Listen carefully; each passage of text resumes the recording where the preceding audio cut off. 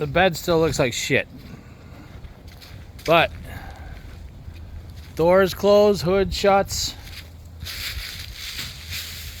Radiator, I got that up, but I don't know, it sank back down again. It's weird. I think it's just the grill though, because the radiator and everything, the mount's fine.